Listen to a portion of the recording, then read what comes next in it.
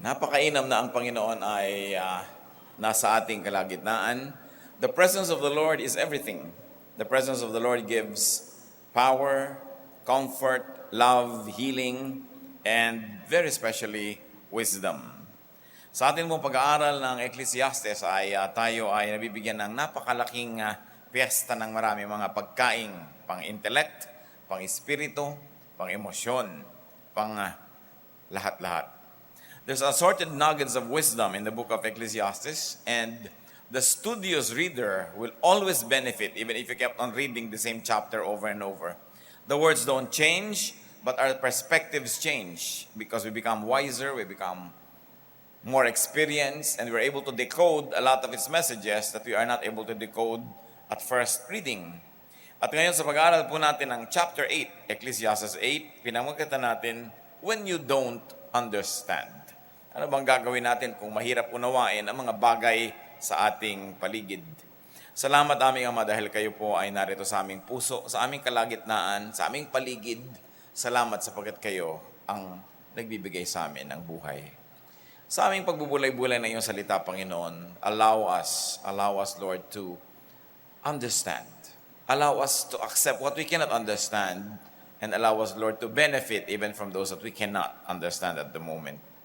Turuan mo kami magtiwala sa inyo at turuan mo kami na bigyan namin ng halaga yung naaabot ng aming karunungan, that we may benefit the most from whatever we can understand at the moment and leave the rest up to you. Patawarin niyo po kami sa aming mga kasalanan, punuan niyo po aming pagkukulang. Nawa, Panginoon, sa aming pagtitipon ngayon, hipuin niyo po aming mga lupang katawan, bigyan niyo kami ng ginhawa, kagalingan mula sa aming mga karamdaman, kapahingahan mula sa aming mga iniisip, bigyan niyo kami ng kapayapaan, tiwasay na pagtibok ng aming puso.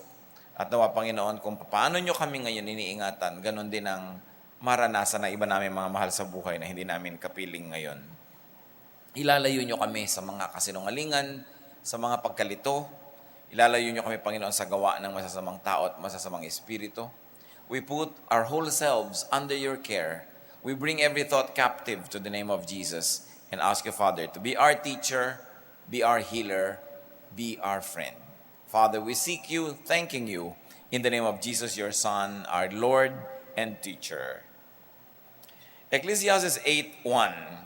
Who is like the wise man? Who knows the explanation of things?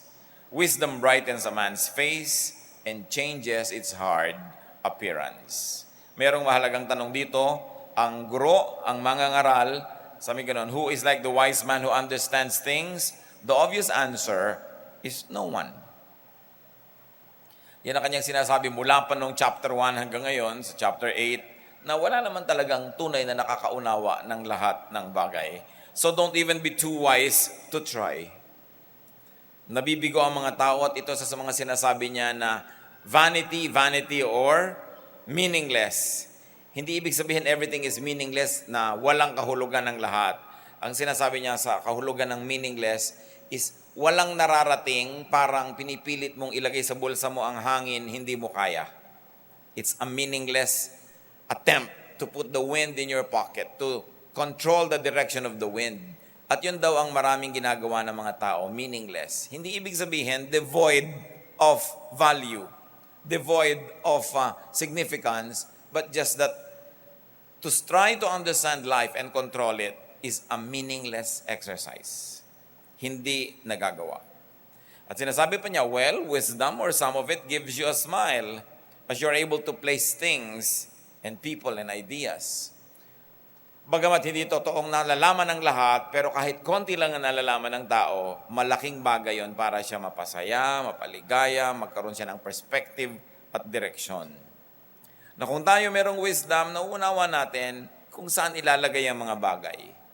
Saan ilalagay ang ating galit, saan ilalagay ang ating pag-ibig, saan ilalagay ang ating pera. Pati mga tao, saan siya ilalagay? Ilalagay ko ba siya sa loob ng puso ko, o sa labas lang, sa may gilid, o sa kagitna-gitnaan ng buhay ko? To place things and people. And it is wisdom that enables us to do that very important task. Kung gabigyan natin yan ng mga application, mga kapatid, it only tells us that we should seek pleasure and happiness through wisdom. Through wise company. Maraming kaligayahan, maraming sarap sa buhay, pero isa sa mga pinapahalagahan dito ng ating mangangaral, yung kaligayahan na nagmumula sa pag-unawa. The joy, the pleasure that comes from knowing and understanding very important aspects of life. So the wise person can be more serene and cheerful. Baliwala daw kung ang dami mong alam tapos nababagabag ka naman, hindi ka nagiging payapa. At maraming mga endeavors, ganito mga kapatid, basa ka ng basa, aral ka ng aral. Anong nagiging ending? Naguguluhan ka lang. Nalilito ka, nawawalan ka ng pag-asa, nawawalan ka ng pinaniniwalaan, na sa panahon naman na ikay magkasakit, panganib, lungkot, kailangang may hawakan ka at paniwalaan. Sabi, ang tunay na wisdom, ang ending niyan, serenity and cheerfulness. Kung dumadami ang alam mo, tapos nagiging negative ang pananaw mo sa buhay, nagiging malulungkutin ka at palaaway, walang kwenta ang ganong mga karunungan. At ito pong pagtalakay ng Ecclesiastes ay lakad ng lakad ito sa mga iba't ibang mga topic. At dahil pinag-aaralan natin siya, kaya kung saan tayo dalhin ang verses, doon tayo pupunta. Kung minsan paulit-ulit, sapagkat nung araw, siyempre, malaki ang influensya ng orality. Nung unang panahon po, hindi naman sinusulat lahat ng bagay at hindi mahilig magsulat ang mga tao. Siya ay nire-recite, sinasabi, kinakanta, tinutula, at natural, pag ganon, paulit-ulit. Hindi tulad ng very literate ang mga tao, nagbasa ka ng libro, bakit uulitin na sabihin sa'yo? Pwede mo naman sabihin, refer to page 2, dahil nabasa mo na, pwede mo nang balikan. So hindi na kailangang ulitin ulit sa page 7. But in the absence of written text, uulitin uli para manariwa sa'yo. Kaya marami sa mga matatanda, paulit-ulit. Kasi ang orientation pa nila, orality, oral tradition. Kailangan ulitin para matandaan, para maalala. Kaya sabi ng mga bata, ang kulit-kulit naman ni Lola, nasabi na, sinasabi uli. Kasi ang mga bata, sanay ka, bumalik ka na lang sa page 2, nandun na yun eh. Magkaiba kasi yung gap. And this is one of the keys in understanding and appreciating Ecclesiastes. Maraming inuulit. At huwag nating iisipin na pag inuulit, parang wala naman tayo napapala. Because repetition can make you see another angle and another aspect of the same truth. There's an interesting truth that Solomon discusses in verses 2 to 5. Ecclesiastes 8, 2 to 5. Obey the king's command, I say, because you took an oath before God. Do not be in a hurry to leave the king's presence. Do not stand up for a bad cause, for he will do whatever he pleases. Since a king's word is supreme, who can say to him, what are you doing? Whoever obeys his command will come to no harm, and the wise heart will know the proper time and procedure. Yung konteksto dito ni Solomon, hindi naman present sa lahat ng konteksto ng buhay natin ngayon. Halimbawa, wala ka naman kumisan sa employ ng king. So, hindi ito para sa'yo. O hindi naman ito yung kwento mo. Pero ang hahanapin mo ngayon, yung general truth. Sabi niya, don't quickly oppose the king or argue when he has already made up his mind. So the lesson here is do not needlessly oppose the king. And to apply it to our lives now, that king can be anyone who has power or stability or momentum, static and kinetic energy. Anybody that has power over you, that has influence over the affairs that can affect you, this can be your king now. So pag binasa natin yan, wala naman akong king, pero meron ka manager sa office, edi ng king mo. Wala naman akong monarch ngayon, pero nagtatrabaho ka sa isang setup, meron kang superior, siya yung king, o siya yung may kapangyarihan sa iyo at this very moment, kung ano man yung sitwasyon na yon. At ang sinasabi dito ng mga ngaral, don't go against momentum. Don't go against those who have power. Siguro hindi lahat mag-agree. Kaya nga nagkakaroon ng mga martir, nagkakaroon ng mga hero, because they go against a very powerful, halimbawa, state. They go against a very powerful person or a very powerful machinery. But look what happens, most of them die. Most of them become martyrs. That's why we glorify martyrs and make monuments to them to compensate for the death and the pain and the sorrows that they go through. But here, the wise teacher says, whenever you can, don't oppose the king. Pero kung gusto mong i-oppose, dapat mong tandaan that you have only one life to live.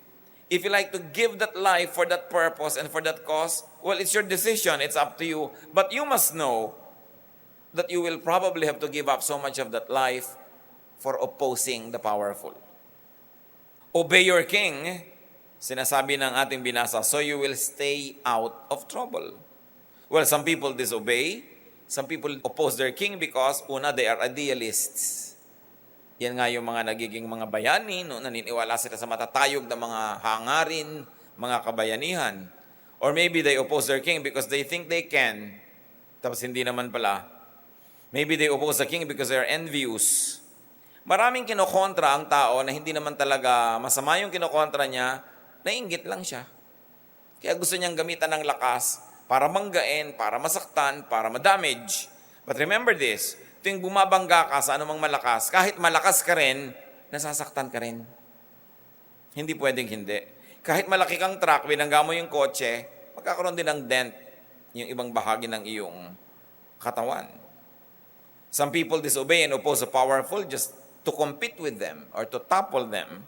Or probably they are after a selfish agenda. But in any case, kings are to be respected. There is always a price to pay when you go against the powerful. Hindi po sinasabi ditong masama to go against the powerful, lalong-lalo kung maganda ang cause mo or godly, pero tandaan mo na madadamage ka dyan. Kaya natatandaan natin yung nanay ni Jose Rizal, nung araw na siya ay mag-aaral na mabuti, ine-oppose na nung nanay ni Doña Teodora Alonso na huwag nang mag-aral lang masyadong mataas. Kasi alam na niya ang nangyari sa panganay niyang anak na lalaki. Sa pag-aaral, dahil sa matataas mga idealism, nakatanggap ng napakaraming persecution. And there's a mother who wanted to protect her son from so much pain and sorrow that was waiting for those who get high education and are patriotic and are freedom-loving. Pero siyempre, ang nakapanaig pa rin naman ay yung kabayanihan nitong si Jose Rizal. Pero maraming mga ganun na, huwag ka na lang bumangga. Napakaraming mga bumabangga na namatay tuloy sila. Minsan merong kumatsay sa traffic. Tapos may baril pala. O kaya ay may itak na hawak. Ikaw naman, matapang ka rin, galit ka rin, babanggain mo. O nataga ka na niya, na-damage ka. Dahil may ipinaglalaban ka na naman. Nagkataon may power siya. Meron siyang strength. What you do with what Solomon is saying is your decision. But what's important is for us to realize very, very inevitable fruits of fighting the powerful. Ngayon, halimbawa, ikaw naman yung king. Many kings can avoid being opposed by being just or kind. Kung ikaw naman yung powerful, kahit ka powerful, pag may bumangga sa'yo, masasaktan ka rin. Kaya dapat iniiwasan mo rin na makasakit, maka-offend, dahil kahit maliliit na tao, kahit mas mahina kaysa sa'yo, they are capable of hurting you or damaging you. And many kings get killed only by a subordinate or a servant. May mga heads of state, o katulad ni Indira Gandhi, ang bumaril sa kanya, bodyguard lang eh. Diba? May makikita ka ng mga matrons, they're having a very good life, tapos isang driver o katulong nila sa bahay bigla yung pumatay sa kanila. Minsan, negosyante ka, ang laki-laki ng negosyo mo, ang laki-laki ng inaasahan mo sa buhay, sinasaktan mo ang damdamin ng isang kargador, akala mo kargador lang yon, pero nung dumaan ka, pinukpok ka ng bakal sa ulo, namatay ka tuloy, yung lahat ng pangarap mo, lahat ng gusto mong gawin, hindi na natuloy. At yung mga nagmamahal sa'yo, nasaktan, naulila, dahil humahanap ka ng sakit ng katawan. Kaya nga ang pinag-uusapan dito, kahit na ikaw yung malakas, merong maliit, kaya ka na niya saktan. Kung ikaw pa yung maliit, babangga ka pa sa malaki. Dapat alam mo kung anong ginagawa mo. Maraming mga idealist yung mga may malakas na manager, halimbawa, very powerful, tas ayaw mo, kayo naman tatlo, lalabanan nyo yon. Ano nangyayari? Natatanggal kayo sa trabaho. Hindi ko sasabi huwag yung gawin yon, pero dapat alam nyo, pwedeng mapunta yun sa ganon. Kaya ang caution ni Solomon dito, hanggat maaari, sakay ka na lang. Huwag kang babangga sa pader. At lalong-lalo, huwag kang babangga sa gumagalaw na sasakyan yung merong momentum. Kasi tatalsik ka. Sino ang mga taong may mga momentum? Yung mga sumisikat, may momentum yan. Yung mayaman, may momentum. Tumataas ang kalagayan, may momentum. Pag bumangga ka dyan, tatalsik ka. You must count the cost. Ecclesiastes 8:6-9, for there is a proper time and procedure for every matter, though a man's misery weighs heavily upon him. Since no man knows the future, who can tell him what is to come? No man has power over the wind to contain it, so no one has power over the day of his death. As no one is discharged in time of war, so wickedness will not release those who practice it. All this I saw as I applied my mind to everything done under the sun. There is a time when a man lords it over others to his own hurt. So this time, the writer shifts to another interesting topic. And in a nutshell, he says that life is hard, but there is a time and a place for everything, though no one can tell the future. Sinabi na ni Solomon, the wisest man, that no one can tell the future. Pero ang dami pa rin na pinipilit, alamin yung darating sa hinaharap. Sinabi na niya, no one can tell the future. Sinabi na ni Jesus, no one knows what will happen in the future, not even the Son, only the Father in heaven. And yet, marami pa rin mga tao, religious pa naman, pinipilit sabihin na, eto na, ganito na ang mangyayari, ganito na ang date ng second coming, ganito na ang date ng destruction of the world. Sinabi na nga, no one can tell Nagkakaroon lang tuloy ng maraming fears.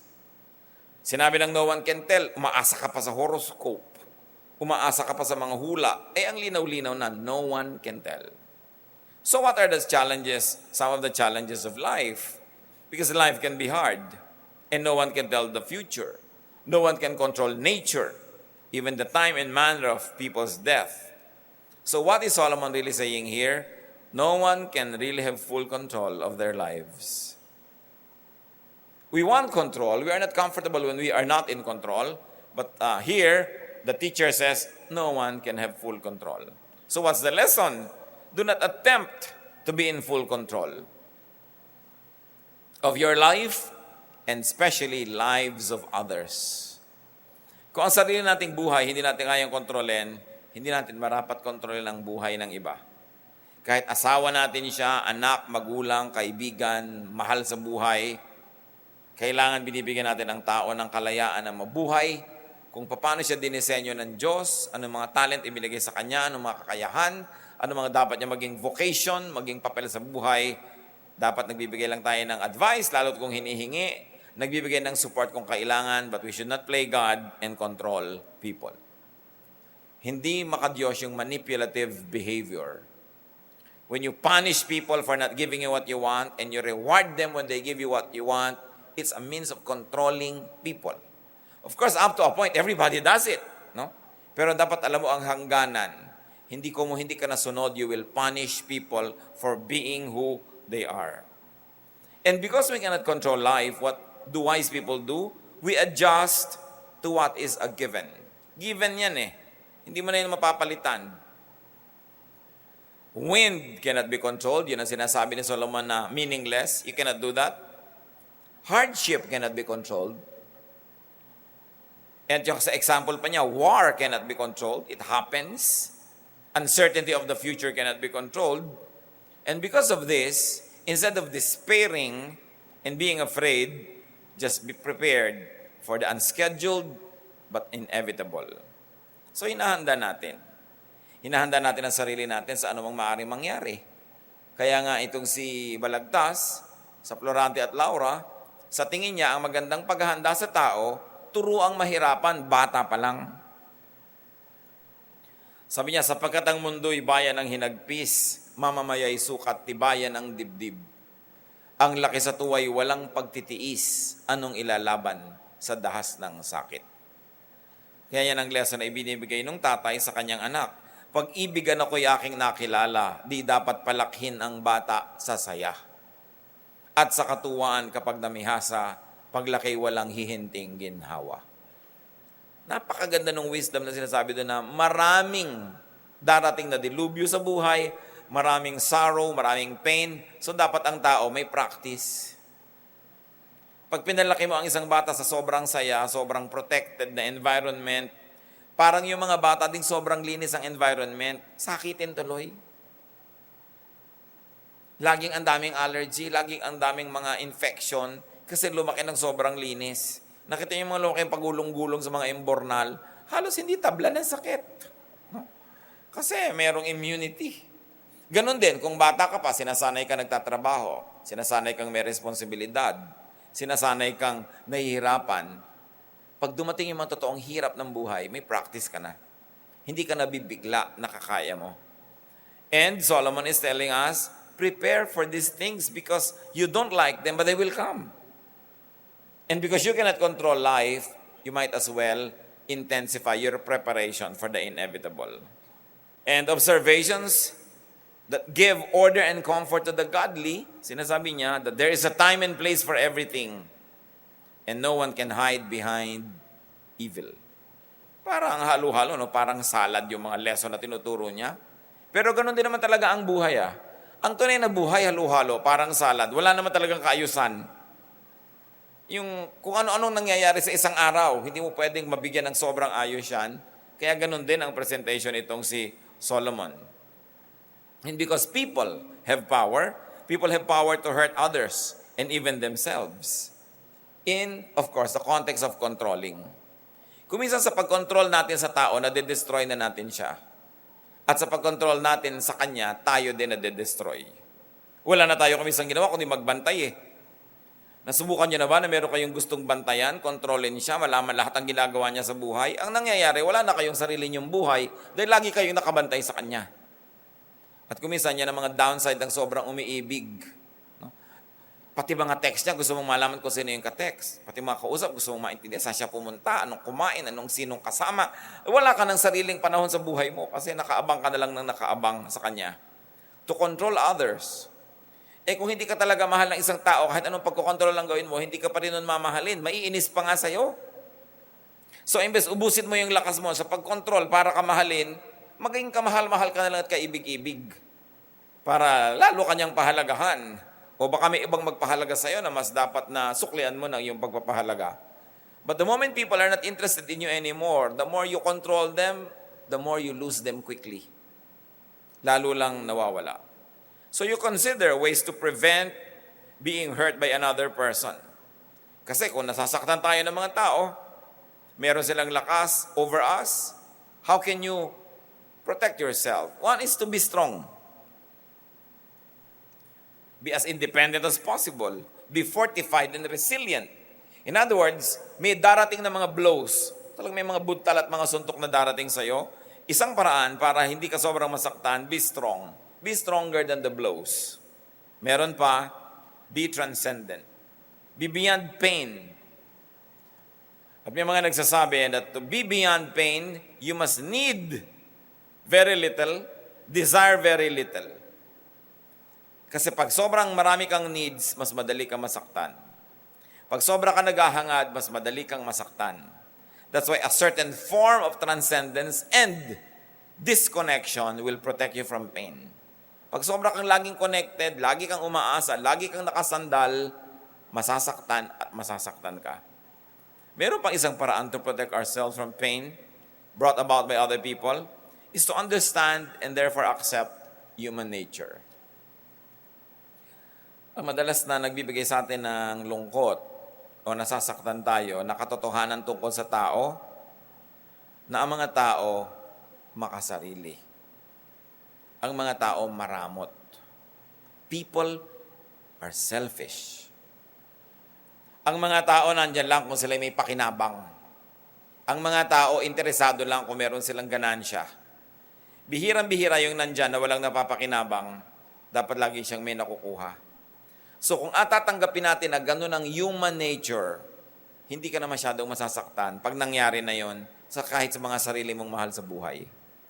Kahit sa sarili mong kapatid o magulang, asawa o anak, nakikita mo yung selfishness. At pagka yan, maaga mong tinanggap sa buhay, mababawasan yung mga sakit at pait na mararamdaman mo kung nakikita mong, oo nga, nangyayari. People are selfish. Kaya kung gusto mong lagi kang hinahanap, lagi kang kasama, lagi kang in, you must be useful. Siyempre, kung lagi kang pabigat, ayaw kang kasama ng tao. Ang gusto niya yung nakakagaan, nakakapagpasaya sa kanya. Kung lagi ikaw nangungutang, iiwasan ka na. Pero kung ikaw yung nagbibigay, lagi kang pupuntahan. Because people are selfish. Pag wala silang mapapala sa'yo, bihira yung interesado sa'yo. Pag tinanggap mo yun, mga kapatid, anong gagawin natin? So you want to be invited to all parties. Halimbawa, mahilig ka talaga, tanggapin mo na kung ikaw ay may dala-dala ding ulam doon, may imbita ka lagi. O kaya mahilig ka rin magpakain, iniimbita mo sila, may imbita ka, pero pag hindi ka rin magbigay, kuha ka lang ng kuha, biglang mawawala ka sa listahan ng mga taong iniimbita. Ibig sabihin, naintindihan mo yung human nature. Na gusto mo pala lagi kang isinasama sa lakaran, dapat mabilis ka rin sa bunutan. Hindi pagkabayaran na, nasa toilet ka. Ang bagal-bagal, yung may mga bayaran na, parang may dikit yung wallet mo, hindi mo makuha-kuha, may nauna na tuloy. Mga 3 beses lang mangyari yun, sa ika-4, puwera ka na. When you understand that people like you because you are useful, then be useful and you will be liked. And don't have any illusion that they like you simply because you are adorable. You are liked because you feel a need. Kaya yung mga matatalinong tao, marami silang ginagawa, marami silang talent, marami silang kontribusyon para lagi silang kasali. Hindi ka naman isasali kung walang pakinabang sa'yo. Nanay lang ang gumagawa nun, yung hindi ka na pinapakinabangan, kasali ka palagi. Mga nanay yun. At may mga nanay pa nga hindi rin ganun. Diba? Kaya nakikita natin yung purest love galing sa magulang, sa tatay, sa nanay. Kahit wala nang napapala sa'yo, mahal ka pa rin. Pero yung iba, kahit asawa, subukan mo na pabayaan ng 3 taon. Hindi ka na rin yan gusto. Kaya gusto mong lagi kang be useful. May papel ka lagi. Yung magaan ang katawan mo. Wala kang ang pera, wala kang magastos, pagkagastosan, pero ang sipag-sipag mo. Pinipedicure mo lahat yung kasama mo pagka meron kayong mga outing. Lagi kang kasama, makikita mo yon. Kasi natutuwa sila sa'yo. Understand human nature. And one of the things you must understand, let me be emphatic, is that humans are selfish. They like you because you please them. So, be pleasant, so you will be liked. And of course, isa pang paraan ng pag-adjust natin sa mga problema ng interpersonal relationship, para hindi ka masaktan lagi, be willing to be hurt. Till you become numb, then hindi mo na masyadong nararamdaman yan. Kalyo man, tumutubo sa mga bahagi ng ating paa o kamay na laging nagagasgas para huwag na siyang makaramdam pa ng sakit. Pero ang pinakamabisang paraan para hindi ka masaktan ng tao, forgive. Because when you forgive, you are set free. It is only forgiveness that sets you free and the other person as well. Gusto niyong makalaya, magpatawad kayo. It's the only way. Then, nasaktan ka na noon, pinatawad mo na, hindi na masakit. Pinatawad mo na kasi. Habang masakit pa, hindi mo pa pinapatawad. At kadalasan, hindi natin napapatawad kasi hindi natin inuunawa yung human nature. No? Hindi natin inuunawa na people are wired to preserve their lives. That's why they will like people who help them preserve and enhance that life. And they will avoid people that minimize, trivialize, or endanger that life that they cherish. So we know where to position yourself. Ecclesiastes 8:10-15. Then too I saw the wicked buried, those who used to come and go from the holy place and receive praise in the city where they did this. This too is meaningless. When the sentence for a crime is not quickly carried out, the hearts of the people are filled with schemes to do wrong. Totoo nga naman. Pag walang katarungan, mas maraming tao nag-iisip na gumawa ng mali. Pag hindi napaparusahan ang paggawa ng mali, yung mga hindi gumagawa dati ng mali, gagawa na rin. Total, hindi napaparusahan ang paggawa ng mali. Although a wicked man commits 100 crimes and still lives a long time, I know that it will go better with God-fearing men who are reverent before God. Pinupuna dito ng mga ngaral ang isang katotohanan noon hanggang ngayon. Maraming masasamang tao parang nag-e-enjoy sa buhay. Parang hindi napaparusahan at hindi humaharap sa katarungan. At sinabi dito ng mga ngaral, I know that it will go better with God-fearing men. Na yung mga may takot sa Diyos, gumagawa ng tama, kahit nakakakita ka na parang umuunlad, sumasaya, yumayaman yung gumagawa ng mali, huwag kang mainggit kahit kailan. It will go better with God-fearing men. Because if human justice fails, God's justice definitely will prevail. Verse 13, yet because the wicked do not fear God, it will not go well with them, and their days will not lengthen like a shadow. There is something else meaningless that occurs on earth. Righteous men who get what the wicked deserve, and wicked men who get what the righteous deserve. This too, I say, is meaningless. Isa na naman na parang malungkot na observation. Sabi, maraming mga mabubuting tao, ang inaani nila sa buhay, dapat yung inaani ng masama. At maraming masama, ang na-enjoy nila sa buhay, dapat ina-enjoy nung mabuti. Sabi niya, it is a fact of life.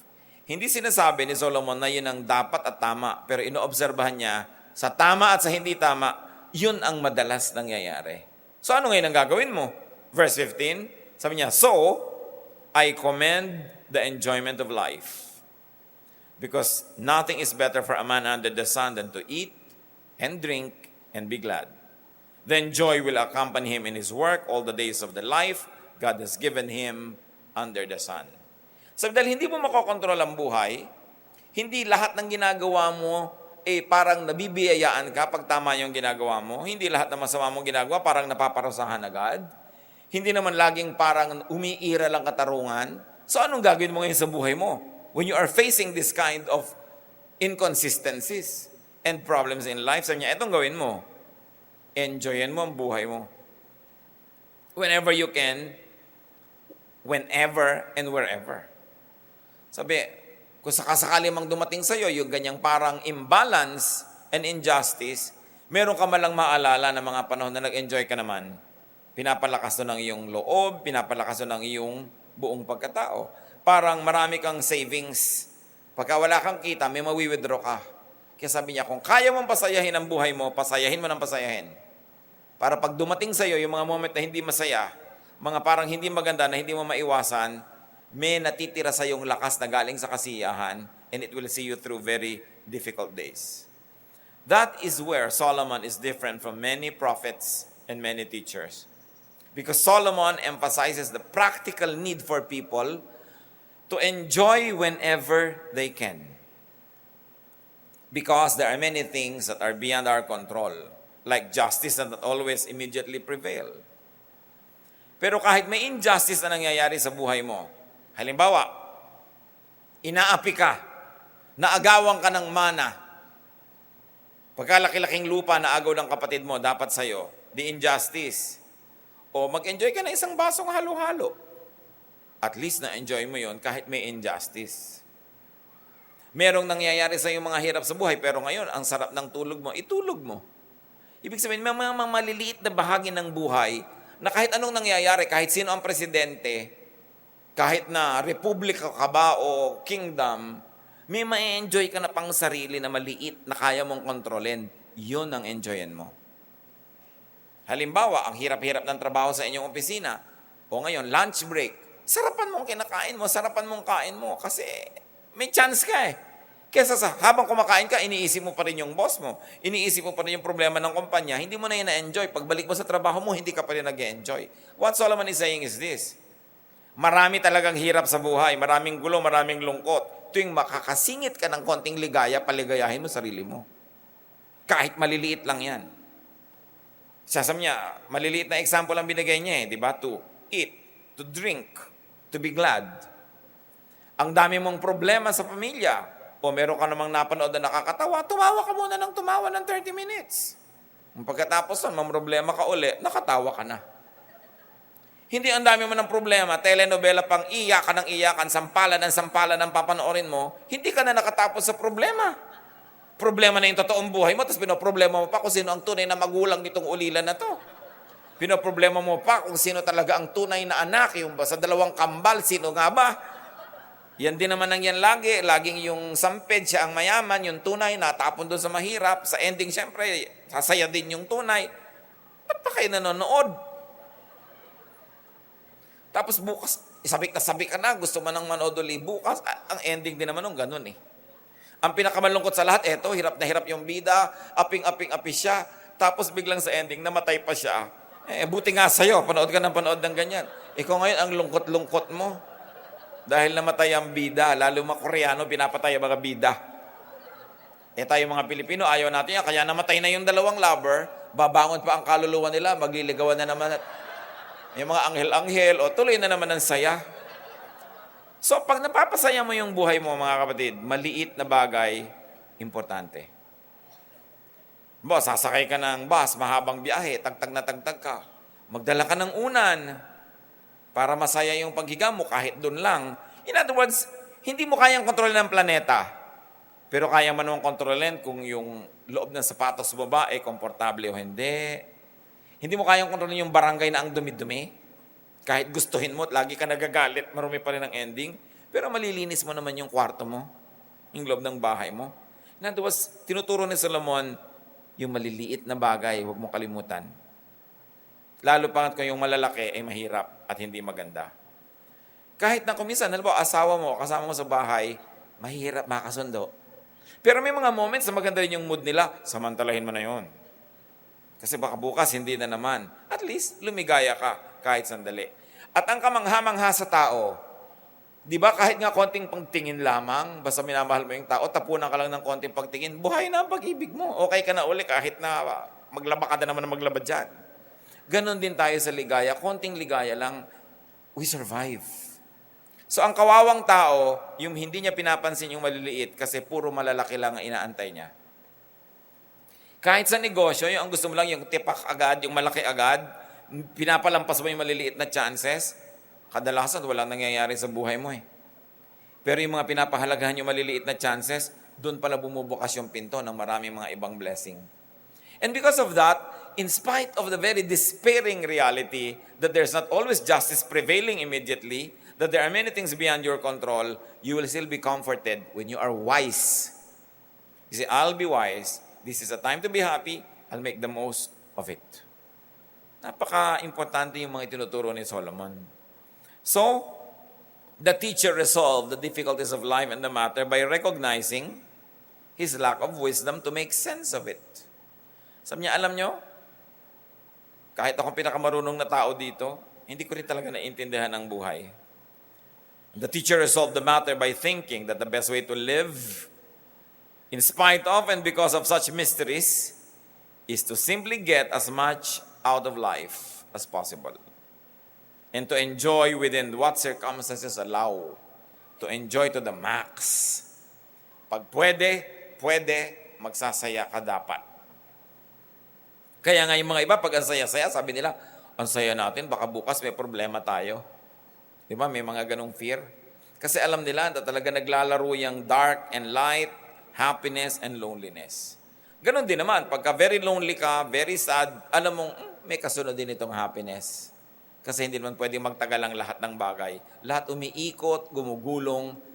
Sasabihin mo lang pag mahirap ang panahon, this too will pass. Lilipas din ito. Ngayon, kung masaya ang panahon, dapat mo rin isipang lilipas din ito. Kaya dapat samantalahin ko na. Kasi lilipas din. Ang panahon, pag pinapansin nyo mga kapatid, lalo mahahalagang event, ang tagal-tagal mong ine-expect, ang tagal-tagal mong inaasam, ang tagal-tagal mong pinaghahandaan, pero sandali lang, tapos na. Halimbawa, nagpaplano kayo ng 50th wedding anniversary ng magulang nyo. Mga buwan kayo naghahanda, no? Pero isang araw lang yung anniversary na yon, tapos na. Magpaplano ka ng party, magpaplano ka ng malaking event, ang tagal, tapos sandali. So dapat, mga kapatid, habang umaandar yung sandali na yon, don't miss enjoying it.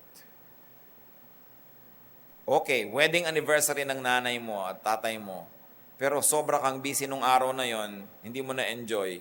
Kinabukasan, past tense na yon eh. Ang bilis ng panahon. Ang haba-haba mong titingnan yung nakaraan na. Pero yung nangyayari ngayon, na ngayon mo lang pwedeng ma-enjoy, ang bilis lumampas. So dapat nakaabang ka, alert ka to get the most out of it.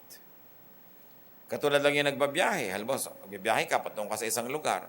Ang ganda-ganda ng view, kung maaari, huwag mong tulugan. Kasi mamaya, lampas na yun eh. Tapos na, it will never come back. Pagka merong magandang moment, lalo yung moments, mga kapatid. Kung minsan moment ng husband and wife, ang ganda-ganda ng moment nyo, whatever it is, huwag mong palampasin. Huwag mong ay, naku, marami pa nga pala akong lalaban. Tapos, tatalikuran mo na siya. Hayaan mo na. May mga moment na hindi pinapalampas, seize it. Because it's fleeting. Naintindihan niyo ang sinasabi ko, no? Meron parang, wow, parang Nescafe moment. Yung Kodak moment. Yung, wow, ang ganda ng moment. Tapos bigla mong puputulin dahil lang meron kang gustong gawin. Enjoy it. Because it might not even come back in your entire lifetime. Parang buwan na sumisikat, sandaling-sandali lang. Yung araw na sumisikat, sandaling-sandali mo lang pwedeng tingnan. Mamaya, nakakasilaw na. So don't miss it. And in our lives, there are many such things. The miracle is, kahit konti at maliliit yon, they fortify you to face very difficult days. Verses 16 to 17. When I applied my mind to know wisdom and to observe man's labor on earth, his eyes not seeing sleep day or night, then I saw all that God has done. No one can comprehend what goes on under the sun. Despite all his efforts to search it out, man cannot discover its meaning. Even if a wise man claims he knows, he cannot really comprehend it. So Solomon is effectively saying that no one can really understand what happens. We may be very wise, but no matter how much we try, we cannot understand it all. So the teacher's observation, no one can really understand life. When you cannot understand a big picture because it's so big, enjoy the small close-ups. At ganun din yung buhay. Kung hindi mo mawawaan yung buong kahulugan ng malaking issue ng buhay, enjoy simple moments. Enjoy simple things. The tiny bits and tiny parts of life that are comprehensible. In other words, you may not understand eternity, but you can enjoy here and now. And this is why I love the book of Ecclesiastes. It tells us to have an eternity mindset, to prepare ourselves for eternal life, but not to miss life here and now. At kung minsan yan ay kinakalungkot ko sa maraming religious people, wala nang inisip kundi end of the world. Wala nang pinaghandaan kundi yung eternity, tapos yung mga araw na ibinibigay sa kanyang regalo ng Diyos ngayon, lumalampas ng walang nangyayari. Lumalampas ng hindi niya nalalasap yung mga ligayang dapat lasapin, o kaya hindi niya nagagawa yung mga ibang dapat gawin dahil yung isip niya nandun na sa malayo. Be prepared to meet your God. Be prepared for eternity. But while God decides that you are still here and now, then enjoy the here and now. Lalo yung mga bata, kung may mga anak kayo, first 3 to 5 years, ang sarap-sarap kasama yung mga bata, samantalahin ninyo. Kasi pagka mga 11 na, 12, 13, kumisan ni ayaw ka ng kasabay sa mall. No? Hindi ka na inaakyat na parang puno. Ang sarap-sarap yung mga bata pag laging nakaakyat sa'yo, nakayakap sa'yo. But it's not forever. So hayaan nyo na malukot yung damit nyo, nilulukot ng anak nyo, sabi nyo, it's only here and now. Pag laki-laki nito, hindi na ito siguro mahilig yumakap sa nanay niya. No? So hayaan mo na magkalukot-lukot ako. Hindi, anak, malulukot ako. Sayang. Yun ang sinasabi kong moment. Sayang yung moment. Huwag tayo magpalampas. Mga regalo yan ng Diyos. Totoo, maraming hirap sa buhay. Maraming mga hinagpis. Pero kung bubuksan natin ating mata, like a wise person does, you will see that there are so many gems in daily life. At pag hindi natin nakikita yon, ibukas natin ang mata natin. Ang Diyos natin mabait. Ang Diyos natin, naghanda ng maraming regalo sa atin. Na kumbaga sinabi niya, sumunod ka sa akin sa landas na ito. Pero nag-iwan siya ng maraming mga kayamanan doon sa daan na yon, na kung titingin ka lang mabuti, mapupulot mo lahat. Pero kailangan tingnan mong mabuti. So instead of always despairing and complaining, thinking about what you don't have, celebrate what you have. Instead of complaining about what never happened, enjoy what is happening even though that is not your plan. Yan ang isa sa mga kahulugan ng matalino, nakaka-adjust. Naiiba, pero uma-adjust ka. At the end of the day, masaya ka pa rin. God wants you to be happy. Read Ecclesiastes from that point of view, that the wisdom of Solomon is used by God to bless not only him, but even us today. Ama namin, salamat sapagkat nakikinabang kami. Bagamat may mga historical details noon na hindi na yun ngayon totoo, pero yung katotohanan ng mga ideya doon, totoo pa rin. Turuan mo kami, Lord, na sa pagbabasa ng mga ganitong mga aralin, makita namin yung application sa buhay namin ngayon kahit matagal na itong mga sinulat. Because your truth is timeless and your truth always prevails. Sa aming pagbubulay-bulay ngayon, naming magkakapatid, Panginoon, turuan niyo po kami. Lalong-lalo, kasama kami ngayon, na marami palang ligaya na napapalampas kasi ibang ligaya naman ang hinahanap. Hindi tuloy nakikita yung ligayang ibinibigay niyo sa amin. Kung marami mga bagay kaming lagi na lamang inirereklamo, hindi tuloy namin napapasalamatan kayo sa dapat naming ipagpasalamat. Buksan niyo po ang mata namin kahit sa mga taong kuminsan nakakainis, nakakapagod kasama, makita rin namin kung anong blessing na ibinibigay mo sa amin through them. At maging sa mga difficult moments, makita namin, Lord, yung tiny pockets of rest, tiny pockets of happiness available to all of us. Open our eyes so we can see your wonders. Magbulay-bulay tayo sa mandali, mga kapatid, at lalong hingin natin sa Panginoon na maging sensitibo tayo sa magagandang bagay sa buhay at tanggapin natin ang mga hindi natin pwedeng mabago sapagkat yan ang sinabi ng pinakamarunong na taong nabuhay sa mundo. Lord, teach us so that we may make the most of life.